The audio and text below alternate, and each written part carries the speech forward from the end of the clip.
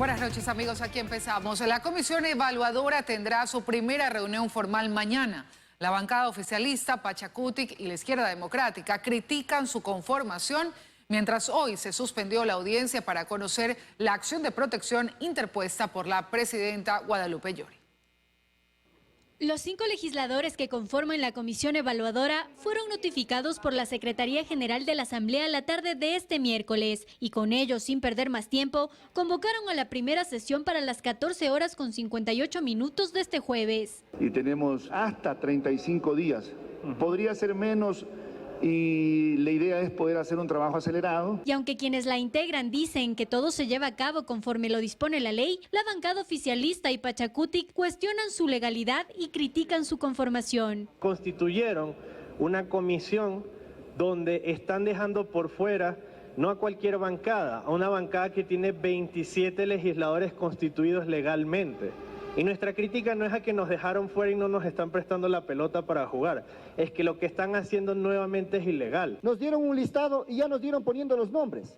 No nos dieron ni siquiera opción a debatir. Mientras tanto, en la Izquierda Democrática hay una división interna. Vamos a hablar con los compañeros a ver qué decisión tomamos, pero yo hasta el momento me mantendría porque eso es lo que yo he venido apoyando a la conformación de esta comisión. Su accionar sería de manera personal, más no en representación de Izquierda Democrática. Pero la forma de integrar la comisión no es el único tema que genera cuestionamientos. Hay quienes también critican que ciertos miembros de ella no tengan claro ni siquiera a quién deben evaluar. La denuncia es para todas las autoridades del CAL. Nosotros no creamos una comisión solo para Llori, eso sería terrible. Venir a decir que tienen que investigar a los 7, pero es que acaso ni siquiera leyeron la resolución por la cual pusieron su nombre el día de ayer. Yo creo que la ignorancia a veces castiga. Mientras tanto, la audiencia para tratar la acción de protección interpuesta por la presidenta Guadalupe Llori, que estaba prevista para la tarde de este miércoles, no se instaló, pues la jueza dispuso un plazo de 5 días para una conciliación. Pero me atrevo a decir que esa conciliación por el país debería empezar por una decisión de la presidenta de la Asamblea de dar un paso al costado. Esto es insostenible, señores asambleístas. Es la 4ª acción que se ha presentado para activar a la función judicial. En Quito, Belén Merizalde, 24 horas. El presidente Guillermo Lasso pidió a todo el alto mando militar formar parte de una cruzada permanente por la seguridad ciudadana. Lo hizo durante la posesión del nuevo ministro de Defensa, el general Luis Lara Jaramillo, quien asumió su despacho esta mañana. Con los honores de rigor fue recibido la mañana de este miércoles el general Luis Lara, quien llegó al Ministerio de Defensa para asumir su despacho antes de las 9 de la mañana. Durante casi 2 horas mantuvo una reunión con el ministro saliente Luis Hernández en el despacho ministerial. Vamos a ver cuál es la situación actual y luego de eso tomaremos las acciones correspondientes, lo que tenga que realizarse. Fue una transferencia de información ordenada, tanto con el exministro Hernández como con los subsecretarios, pues Lara asume el Ministerio de Defensa en momentos en los que Fuerzas Armadas enfrentan temas complicados que están en plena investigación. Hablemos de caso Nazareno, radares. Entonces el día de hoy yo voy a enterarme de cómo están estos procesos y con oportunidad ahí se comunicará esta situación en qué estado se encuentra. Así, Luis Lara asumió el despacho tras posesionarse la noche de este martes en el Palacio de Carondelet frente a un buen número de ministros del gabinete ministerial. Allí el presidente Lasso firmó el decreto aceptando la renuncia de Luis Hernández y posesionando en el cargo a Luis Lara. Invito a todo el alto mando militar a formar parte de esta cruzada por la seguridad ciudadana. No es temporal, digamos que es permanente, hecho de manera estratégica y con movimientos tácticos que permitan dar seguridad a los ciudadanos ecuatorianos. Que la gente duerma tranquila. Luis Lara es general de división del Ejército en servicio pasivo. El último cargo que ostentó fue el de jefe del Comando Conjunto de Fuerzas Armadas en 2019, durante el gobierno de Lenín Moreno. Y ahora es el tercer ministro de Defensa de Guillermo Lasso, después de Fernando Donoso y Luis Hernández. En cumplimiento a las políticas del gobierno, se emitirán las directrices a Fuerzas Armadas, a fin de que en el ámbito de sus competencias se alcance la sincronización y coordinación con otras instituciones del Estado. Luis Lara, durante su carrera militar, se enfrentó al gobierno de Rafael Correa, cuando estando en servicio activo presentó una demanda de inconstitucionalidad a la decisión de Correa y de Gabriela Rivadeneira, entonces presidenta de la Asamblea, de reformar la seguridad social de Fuerzas Armadas y la policía. En Quito, Freddy Paredes, 24 horas.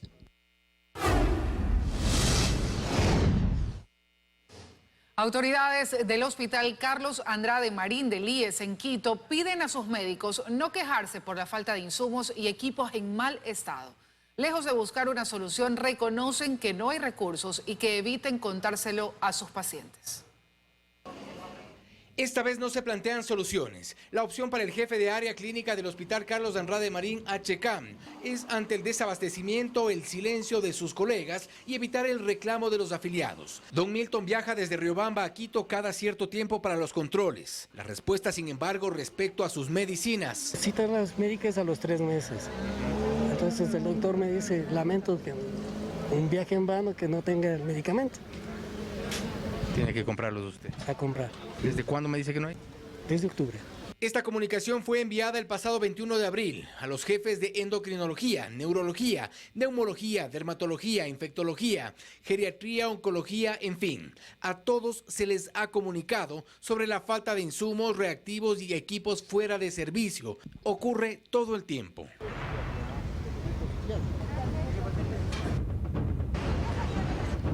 Y por ello hace un llamado, dice el comunicado, a los jefes de unidad para que a su vez soliciten a sus médicos la comprensión, pues no hay recursos para solucionar estas insolvencias, reconoce el jefe de área clínica. Esta comunicación que cubre las falencias pide además la comprensión y dice a sus médicos que evitemos dar mensajes negativos a nuestros pacientes o incentivar el reclamo, peor aún, quejarse ante el afiliado.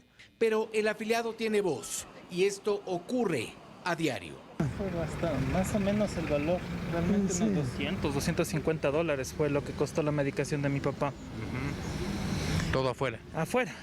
Adentro, bueno, le entregaron algunas cosas, las que tenían. Ya le digo así, variando por días. Algunos días tenían una medicina, al día siguiente ya no tenían esa medicina, tocaba comprar. Comprar el agua para mi papi. Bueno, eso era opcional, o sea, si quería hacer más rápido porque no hay el reactivo, tuve que comprar aparte. Ajá. ¿Cuánto le cuesta más o menos? $40. Solicitamos una entrevista para hablar sobre estos temas con las autoridades del HCAM. Pero hasta el momento no hay respuesta sobre las quejas de la desafortunada comunicación en el HCAM, que busca silenciar, tapar, bajo un cómplice pedido de comprensión. En Quito, Fausto Yepes, 24 horas. El malestar ciudadano crece por el aumento de deficiencias en la administración pública. Problemas delictivos, falta de carretera y hasta el registro civil en emergencia son parte de los problemas. Diana Monroy está precisamente en el registro civil de Guayaquil para contarnos qué es lo que está ocurriendo. Hola Diana, buenas noches.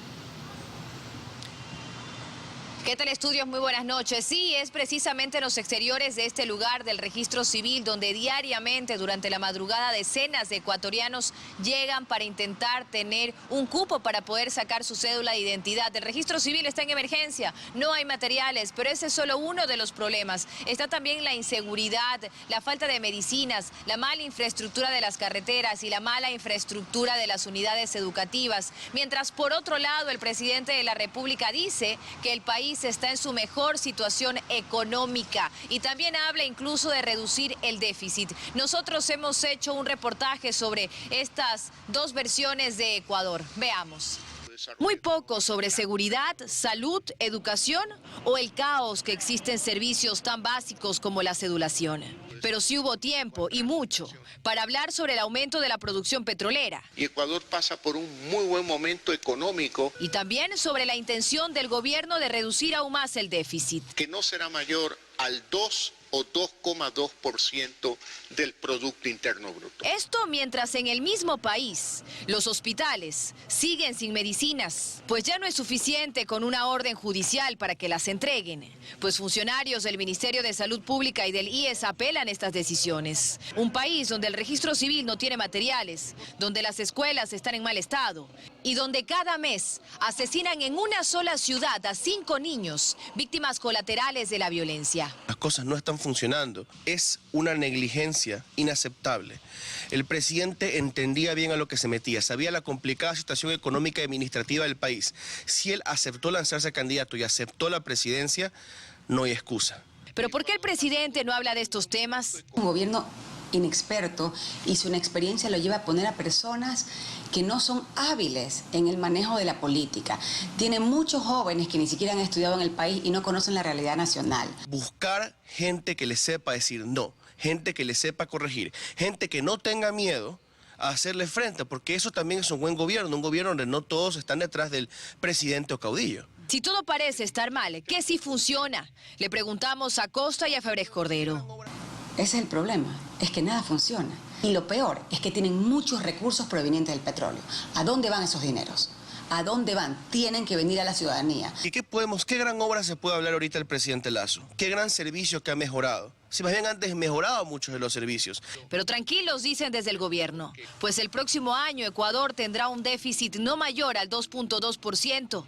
No dicen mucho sobre si habrá medicinas, escuelas y carreteras en buen estado, seguridad o materiales para siquiera tener una cédula.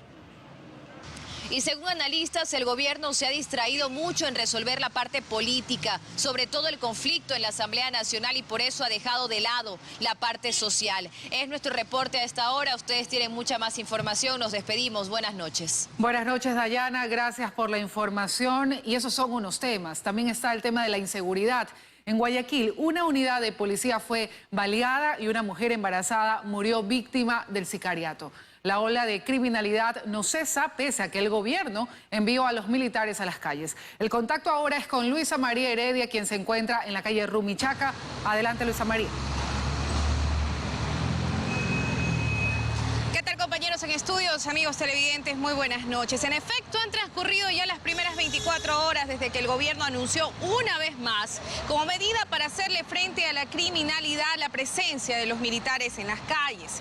Hemos hecho un recorrido por algunas de las zonas más concurridas y también las más conflictivas de Guayaquil, y vale la pena mencionar que no hemos podido evidenciar su presencia con operativos o patrullajes. Guayaquil sigue igual de vulnerable frente a la ola de criminalidad que atraviesa desde hace ya algún tiempo. La jornada de este miércoles, de hecho, ha sido una de las más violentas de los últimos tiempos. Cerca del mediodía se registró una balacera. Sujetos le dispararon a la unidad de policía comunitaria de la zona en alrededor de 25 ocasiones, minutos después de que los agentes detuvieran a 3 personas que circulaban con actitud sospechosa y tenían droga y municiones en su poder.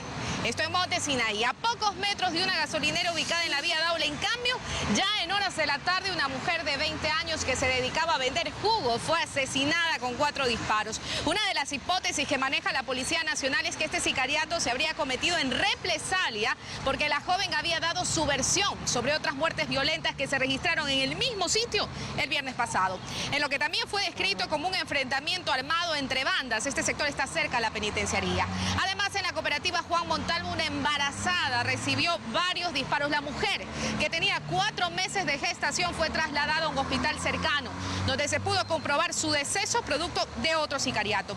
Se investigan las motivaciones de este atroz crimen. Y finalmente, en Trinidad de Dios, la víctima fue un hombre. Quedó tendido en la calzada después de recibir algunos tiros. Así, la zona 8, que comprende a Guayaquil, San Borondón y Durán, se acerca ya a las 450 muertes violentas en estos primeros 4 meses del año. Además de los constantes ataques armados, balaceras en zonas ya identificadas como conflictivas y que deberían estar permanentemente intervenidas. Es lo que puedo comentarles a esta hora. Continúan ustedes en estudios con más noticias. Muy buenas noches. Seguimos, amigos. El presidente de la Corte Nacional de Justicia, Iván Saquicela, justificó la demora en la solicitud de extradición del expresidente Correa. Asegura que sí estaban trabajando y que confirmó que la traducción del expediente llegará a Cancillería en los próximos días.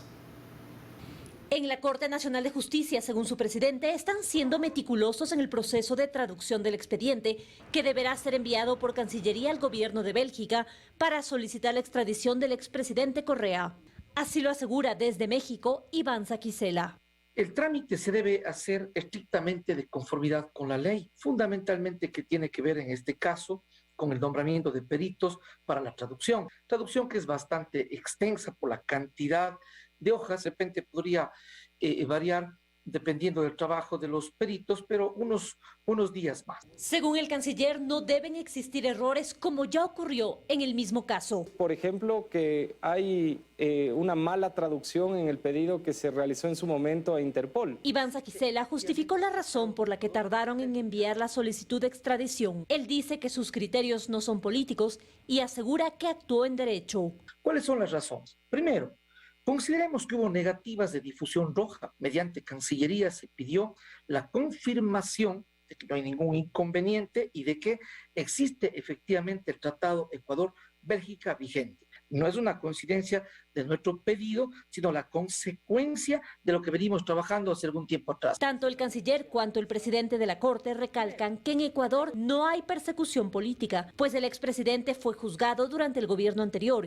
y hoy es prófugo de la justicia. Ecuador es un país que no tiene persecución política, que no persigue a nadie. El cumplimiento de una condena a cárcel, a pena privativa de la libertad, por un delito de cohecho. Según el canciller, la Comisaría General para Refugiados y Apátridas, CGRA, según sus cifras en francés, es un organismo independiente del gobierno belga. Por esto, en otra instancia, confían en que el trámite de extradición avance. Cuando el gobierno belga reciba nuestro pedido de extradición, iniciará un proceso donde inclusive en relación a la Convención de Ginebra, por ejemplo, podríamos nosotros tener apelaciones a ese refugio. La comisaría cumple la misión desde 1988. De acuerdo con el procedimiento ubicado en su página, una vez registrada la solicitud, se desarrolla una entrevista personal previo a la decisión. Hasta marzo de este año, Bélgica recibió más de 3.247 solicitudes de protección internacional, entre varios aspectos, por conflictos armados o violencia en su país de origen. En Quito, María Gracia Acosta, 24 horas.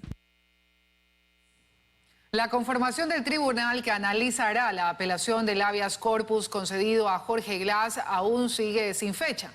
El juez encargado temporalmente del despacho tiene más de un centenar de escritos pendientes que debe evacuar antes.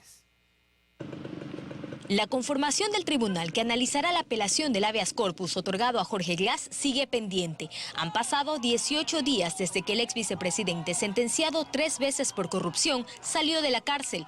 Pero aún la justicia no puede revisar la apelación presentada por el gobierno. Y tampoco es una prioridad, nos confirman desde el Consejo de la Judicatura. Tras la suspensión del juez Diego Moscoso de la Unidad Judicial Multicompetente de Manglar Alto, en su despacho hay ya un juez encargado. Y él tiene al menos 196 escritos pendientes por evacuar. Eso significa que tenía una carga procesal bastante alta, represada. Es así que entiendo que el juez está despachando en la medida que ha llegado o que está de retraso. Va a ser atendido de acuerdo a cómo ha ingresado la prioridad. Víctor Echeverría es juez de la Unidad Penal de la Libertad. Ahora también está al frente del despacho de Moscoso y además del de Erika Moriel, jueza también suspendida por presuntas irregularidades en la entrega de un habeas corpus a un procesado por narcotráfico. Su despacho principal lo atiende de forma telemática, los otros 2 encargos de forma presencial. Actualmente la provincia de Santa Elena tiene 30 jueces, de ellos 2 están suspendidos y 1 destituido. Sobre los restantes se hará el sorteo para designar a los nuevos jueces que vendrán acá, a la Unidad Judicial Multicompetente de Manglar Alto. El sorteo debería ser inmediato, pero como estoy acá trabajando, entonces he convocado y como todos los jueces también tienen audiencia y como le digo, no podemos dejar de atender, estamos viendo que no tengan agendas y lo hemos programado tentativamente para el día viernes. Solo una vez que el juez encargado del despacho de Moscoso revise que no exista ningún recurso pendiente en el caso Glass, se enviará el expediente a la Corte Provincial de Santa Elena. Esta, a su vez, mediante un sorteo, deberá elegir de entre 5 jueces a los 3 miembros del tribunal que conocerá el pedido de apelación apelación al habeas corpus, que podría regresar a Glass a prisión. Los dos jueces suspendidos en Manglar Alto tienen además investigaciones abiertas en la Fiscalía, uno de ellos por asociación ilícita. Joana Ramos, 24 horas. Segmentos de 8 conversaciones entre implicados en el caso Las Torres confirmarían la solicitud de coimas y el reparto del dinero a cambio del desvanecimiento de glosas. La audiencia de juicio se reinstalará el 19 de mayo. Frases como el monto no fue puesto, fue ofrecido, va a haber definitivamente una huella o cómo justificamos los millones, fue lo que se escuchó este miércoles en la Corte Nacional de Justicia. 8 segmentos de conversaciones entre implicados en el caso Las Torres que demostrarían el interés de este grupo investigado por Fiscalía por ocultar las coimas solicitadas a la compañía No Limit. Entonces aquí ellos se ponen de acuerdo, hablan de que ya vienen trabajando desde hace algún tiempo, hablan de un posible reparto de la coima. Estas conversaciones forman parte de una de las 8 experticias realizadas por un perito que presentó Fiscalía como prueba testimonial. El encuentro del que surgen estos audios se habría dado en la oficina del empresario Roberto Barrera, en el que además estuvieron presentes el sobrino del excontralor Pablo Celi, Raúl de la Torre y 3 miembros de la compañía No Limit. La conversación gira en torno a justificar los 4 millones solicitados, ya sea con facturas de un ingeniero civil o haciéndolo pasar como compra de quintales de cemento.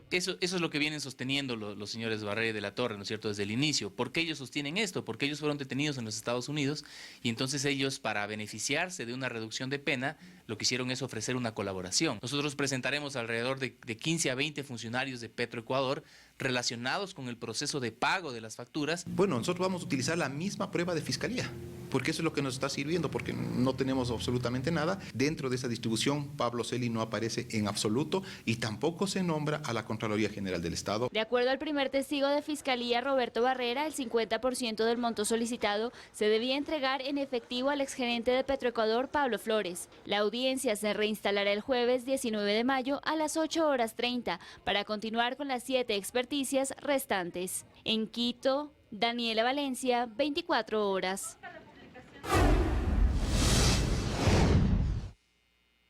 Un incendio de grandes proporciones se registró en Carapungo, al norte de Quito. Una fábrica recicladora quedó completamente destrozada por las llamas. Afortunadamente, no hubo víctimas mortales. Momentos de angustia y tensión vivieron los vecinos de Carapungo, al norte de Quito, cuando una explosión en una fábrica recicladora les quitó la tranquilidad. Más de 4 camiones de bomberos fueron necesarios para controlar el fuego que llenó de humo el sector. ¡Ay, Dios, Dios, Dios, Dios, miren!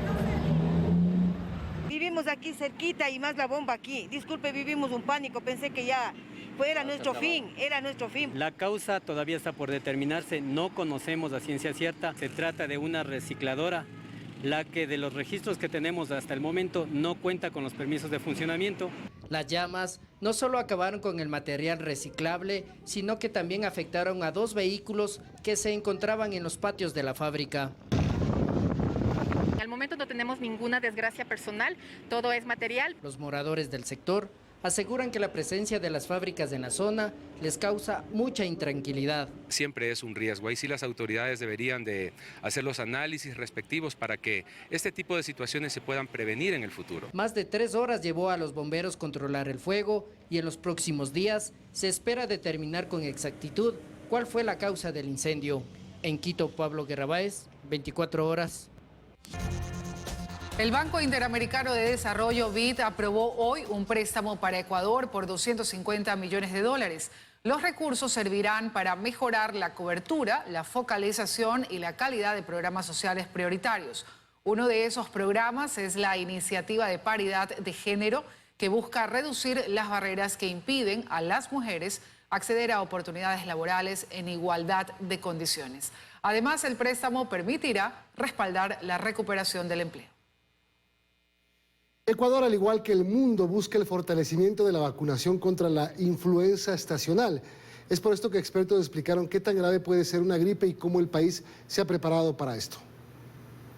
Solo al Centro de Salud de Las Casas, en el norte de Quito, llegan diariamente más de 50 personas para vacunarse contra la influenza, una infección viral respiratoria. Recordando que nosotros ya vamos algunos meses vacunando, entonces sí tenemos una gran acogida de la población. El viceministro de Gobernanza y Vigilancia de la Salud explicó, junto con otros profesionales, de qué se trata lo que comúnmente llamamos gripe. Es una infección viral, una infección respiratoria que afecta algunos órganos del aparato respiratorio, a la nariz, garganta, los bronquios, a veces también a los pulmones. Es lo mejor esperar a que el cuadro clínico agudo se resuelva y inmediatamente que la persona se ha recuperado ya se puede vacunar. Siempre hemos escuchado que las vacunas salvan vidas y el COVID fue un ejemplo de esto. Hoy, ya vacunados, comenzamos a retomar nuestra vida normal y las muertes se redujeron. No todo es COVID, nosotros tenemos enfermedades estacionales y dentro de ellos está la gripe. En Ecuador, para luchar contra la influenza, se tramitó la dotación de más de 14 millones de vacunas para abastecer a alrededor de 1.800 centros de salud del país. Hemos fortalecido la cadena de frío, es decir, todo el transporte, el cuidado de las vacunas refrigeradas desde su llegada al aeropuerto. Por la influenza o gripe fallecen alrededor de 650.000 personas en el mundo y por esto se fortalece la vacunación en grupos sensibles. Así que consciente de que vacunarse salva vidas, puede acudir y ser parte de la campaña de inmunización. En Quito, María Gracia Acosta, 24 horas.